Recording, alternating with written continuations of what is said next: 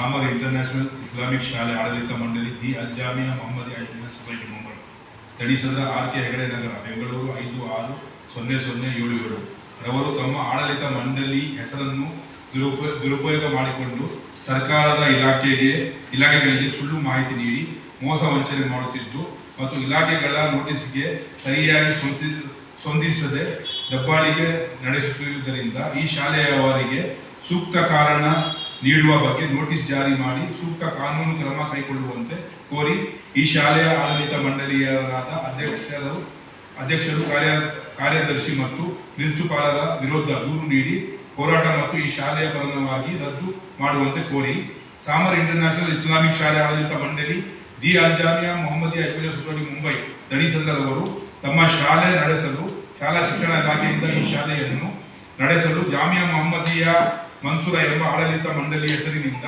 ನೋಂದಾಯಿಸುತ್ತಿರುತ್ತಾರೆ.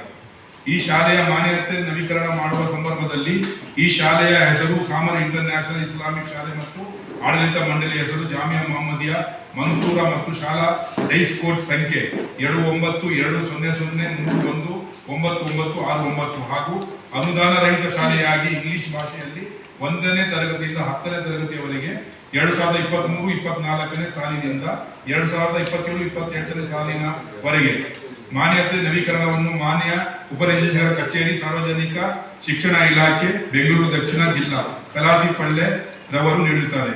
ಈ ಶಾಲೆಯವರು ತಮ್ಮ ಶಾಲಾ ಮಕ್ಕಳಿಗೆ ನೀಡುವ ಶಾಲಾ ದಾಖಲಾತಿ ರಸೀದಿಯಲ್ಲಿ ಸಾಮರ್ ಇಂಟರ್ನ್ಯಾಷನಲ್ ಇಸ್ಲಾಮಿಕ್ ಶಾಲೆ ಆಡಳಿತ ಮಂಡಳಿ ಅಲ್ ಜಾಮಿಯಾ ಮೊಹಮ್ಮದಿಯಾ ಎಜುಕೇಷನ್ ಸೊಸೈಟಿ ಮುಂಬೈ ಮತ್ತು ಜಾಮಿಯಾ ಮೊಹಮ್ಮದಿಯಾ ಮನ್ಸೂರ ರೆಸಿಡೆನ್ಷಿಯಲ್ ಶಾಲೆ ಆಡಳಿತ ಮಂಡಳಿ ಜಾಮಿಯಾ ಮೊಹಮ್ಮದಿಯಾ ಎಜುಕೇಷನಲ್ ಸೊಸೈಟಿ ಮುಂಬೈ ಎಂದು ಈ ಶಾಲೆಯವರು ಜಾಮಿಯಾ ಮೊಹಮ್ಮದಿಯಾ ಮನ್ಸೂರ್ ಆಂಗ್ಲ ಪ್ರೌಢಶಾಲೆ ಆರ್ ಕೆ ನಗರ ಬೆಂಗಳೂರು ದಕ್ಷಿಣ ಜಿಲ್ಲೆ AS 0975 ಈ ಶಾಲೆ ಹೆಸರನ್ನು ಸಾಮರ್ ಇಂಟರ್ನ್ಯಾಷನಲ್ ಇಸ್ಲಾಮಿಕ್ ಶಾಲೆ ಎಂದು ಬದಲಾವಣೆ ಮಾಡಲು ಕರ್ನಾಟಕ ಶಾಲಾ ಪರೀಕ್ಷೆ ಮತ್ತು ಮೌಲ್ಯ ನಿರ್ಣಯ ಮಂಡಳಿ 6ನೇ ಅಡ್ಡ ರಸ್ತೆ ಮಲ್ಲೇಶ್ವರಂ ಬೆಂಗಳೂರು ಅಬ್ದುಲ್ ಹಮೀದ್ ಪಾಷಾ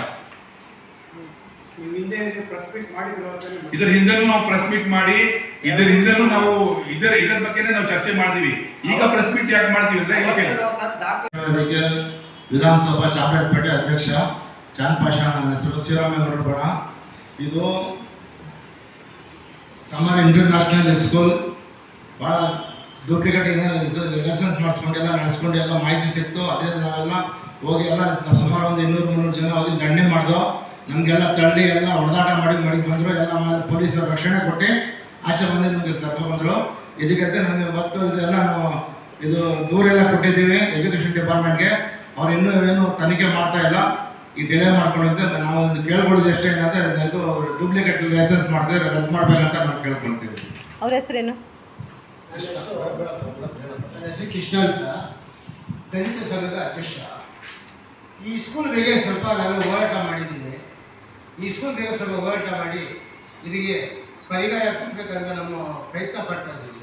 ಸಾಹೇಬರಿಗೆ ಸ್ವಲ್ಪ ಅನ್ಯಾಯ ಆಗಿದೆ. ಈ ಅನ್ಯಾಯಕ್ಕೆ ಪರಿಹಾರ ಕೊಡಬೇಕು, ಪರಿಹಾರ ತೋರಿಸ್ಬೇಕು ಸರ್ಕಾರ. ಏನು ಅನ್ಯಾಯ ಆಗಿದೆ? ಯಾವ ಥರ ಸ್ಕೂಲ್ ಬಗ್ಗೆ ಏನಾಯಿತು? ಈಗ ನೋಡಿ, ಉದ್ದೇಶ ಏನಂದ್ರೆ, ಈಗ ಪ್ರೆಸ್ ಮೀಟಿಂಗ್ ಮಾಡುವ ಉದ್ದೇಶ ಏನಂದ್ರೆ, ಈ ಶಾಲೆಯವರು ಸಾಮರ್ ಇಂಟರ್ನ್ಯಾಷನಲ್ ಇಸ್ಲಾಮಿಕ್ ಶಾಲೆ 4 ಹೆಸರು ಮಾಡಿಕೊಂಡು ನಡೆಸ್ತಾ ಇದ್ದಾರೆ. ಇವ್ರ ಹತ್ರ ದಾಖಲೆ ಇಲ್ಲ, ನಕಲಿ ದಾಖಲೆ ಮಾಡಿಕೊಂಡು ಸಂಸ್ಥೆ ನಡೆಸ್ತಾ ಇದ್ದಾರೆ.